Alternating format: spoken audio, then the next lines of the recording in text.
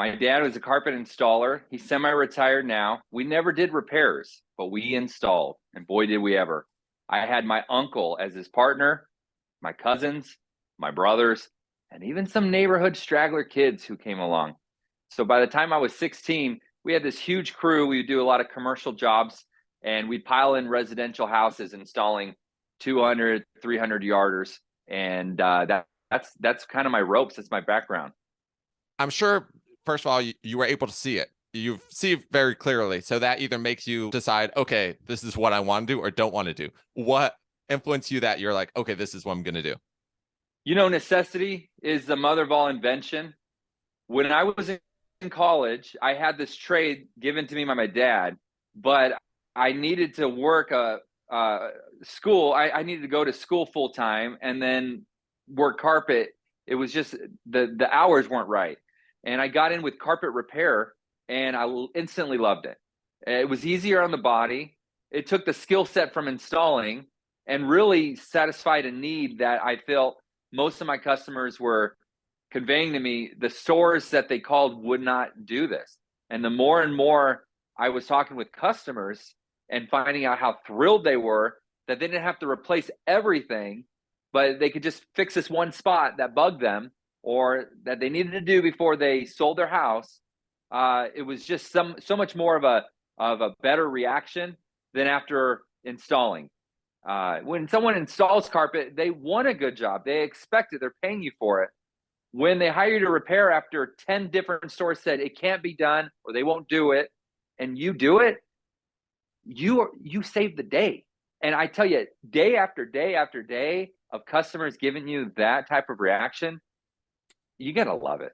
Heck yeah. And that must be, first of all, so satisfying as like personally. And then also it's like, if you have something that people need and want and like are happy about, like that's a good place to build a business. Popped out about like carpet repair, and like when did you start realizing, oh, I'm gonna go with this niche rather than kind of going install?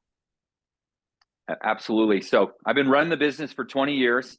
The first 10 years I installed full time and repaired full time. It was crazy. I was busy. I'd have to grab friends and people and try to train guys to help me with these installs that I was doing because it was just so much work. Plus, I was working a full-time job as I said full-time like 3 times. So I don't know if I ever got any sleep, but I was a school teacher, high school teacher, and I was doing all of this. My wife and I were starting our family. So we're also living in the San Francisco Bay Area. So something had to give. And to support my family and stay here and live here within our community, I decided to go full time on carpet repair. I was 29, turning 30. That was 10 years ago. And the story about that is I was doing a big install, working the school job, going in after hours, doing this thing, also trying to be husband and dad, being pulled all different directions. And the police were called because of a noise disturbance because I'm working past like 11, 12 o'clock to try to get all this done, working with a realtor. And these Santa Clara house townhomes were so close. I felt so bad. We were causing a noise disturbance just installing carpet. And I was like, I can't keep this up. And so I went out and I said, okay, this is what I'm going to do. I'm just going to start saying no to installs and only yes to repairs. And I'm going to target, and with Google AdWords, I'm going to look to just market repairs. And if it gets slow, I'll go back to installing. I'll do whatever I can to support my family. But I love repairs. My customers love it when I repair. And I'm just going to see if that works. And that's been 10 years, and I'm still full-time going strong.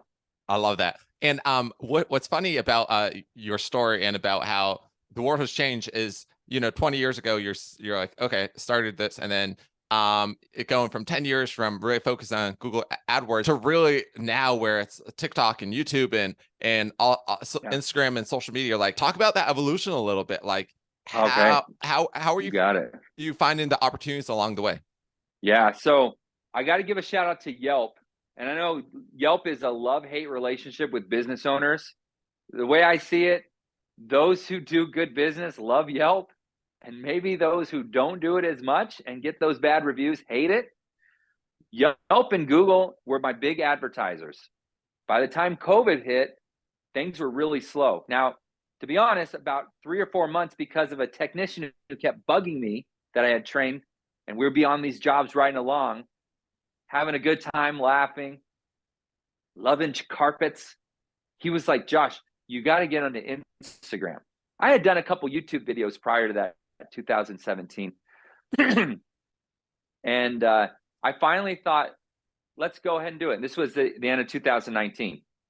So I started posting video. I mean, they were all, I love doing little special effects and things with carpet. So I was doing these and uploading and trying to grow my Instagram channel. I actually looked up a YouTube video on how to grow Instagram.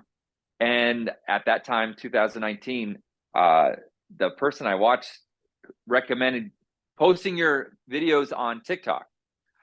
So I thought, hey, I'm just going to do the same videos and post them everywhere I can, you know, put more fishing poles out there, see what I can catch. So immediately I started getting more numbers on TikTok. And then I started, like I do with all the social media, I engage with my customers or with the commenters.